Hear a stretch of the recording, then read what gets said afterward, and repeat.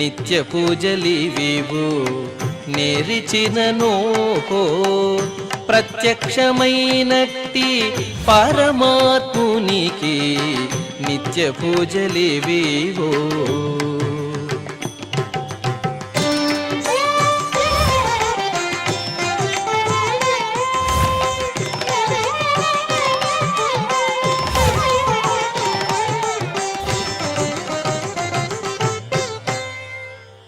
ఓం నమో వెంకటేశాయ. సోమవారము, శ్రీ పరాభవనామ సంవత్సరము, దక్షిణాయనము, గ్రీష్మ ఋతువు, ఆషాఢమాసము, కృష్ణపక్షము, పంచమి తిథి, ఉత్తరాభాద్ర నక్షత్రము, ఆగస్టు 3, 2026.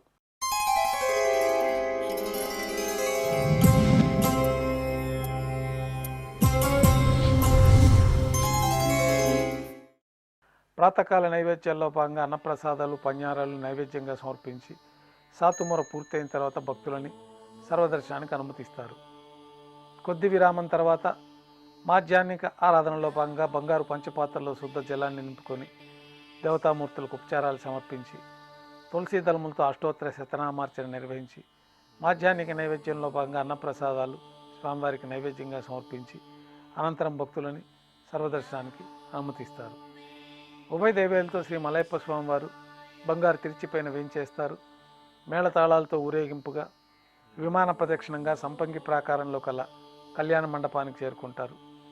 కళ్యాణోత్సవం ప్రారంభమవుతుంది.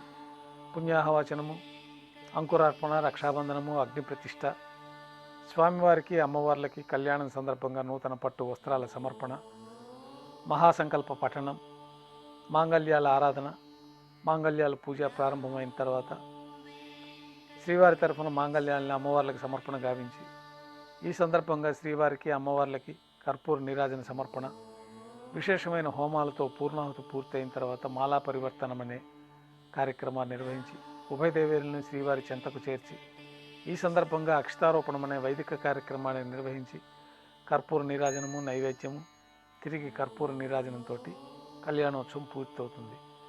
కళ్యాణోత్సవం భక్తుల దర్శనం అనంతరం ఉభయ దేవేలతో శ్రీ మలయప్ప స్వామివారు మేళతాళాలతో ఊరేగింపుగా ధ్వజస్తంభం వద్ద కల అద్దాల మండపానికి చేరుకుంటారు. అక్కడ వేద పారాయణ నడుమ ఊంజలి సేవ నిర్వహించి కర్పూర నీరాజన సమర్పణతోటి ఊంజలి సేవ పూర్తవుతుంది. ఉభయ దేవేలతో శ్రీ మలయప్ప స్వామివారు మేళతాళాలతో ఊరేగింపుగా ఆలయం వెలుపల కల వైభవోత్సవ మండపానికి చేరుకుంటారు.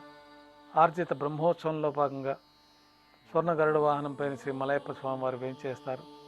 కర్పూర నీరాజన సమర్పణతోటి స్వర్ణ గరుడ వాహన సేవ పూర్తి అవుతుంది. హనుమంత వాహనంపైన శ్రీ మలయప్ప స్వామివారు వేంచేస్తారు. కర్పూర నీరాజన సమర్పణతోటి హనుమంత వాహన సేవ పూర్తి అవుతుంది. పెద్ద శేష వాహనంపైన శ్రీ మలయప్ప స్వామివారు వేంచేస్తారు.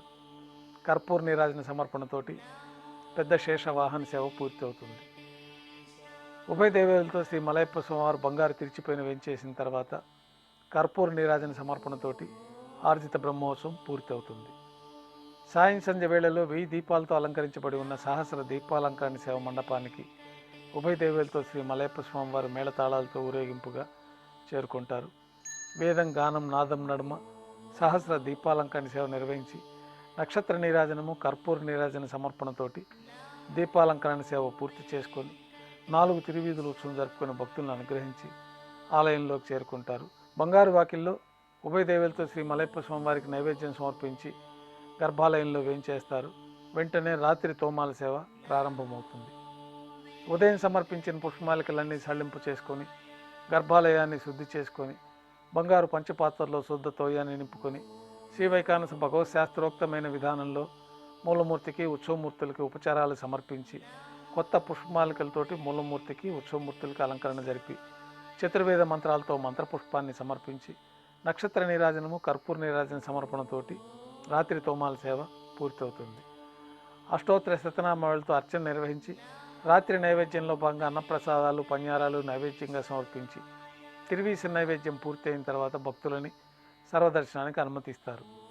కొద్ది విరామం తర్వాత ఏకాంత సేవలో భాగంగా రాత్రి సమర్పించిన పుష్పమాలికలన్నీ సళ్లింపు చేసుకొని గర్భాలయాన్ని శుద్ధి చేసుకొని బంగారు పంచపాత్రలో బ్రహ్మ తిరువారాధన కోసమై బంగారు బిందెలోని తీర్థాన్ని సమర్పించి ఏకాంత సేవలో భాగంగా బంగారు పట్టు పాన్పు పైన శ్రీ భోగ శ్రీనివాసమూర్తి వారిని వెంచేపు చేసుకొని ఏకాంత సేవలో భాగంగా దారోష్ణమైన గోక్షీరము, జీడిపప్పు, ద్రాక్ష, కలకండ కలిపిన మిశ్రమాన్ని దేవతామూర్తులకి పండ్లు నైవేద్యంగా సమర్పించి కర్పూర నీరాజనంతో ఏకాంత సేవ పూర్తి అవుతుంది.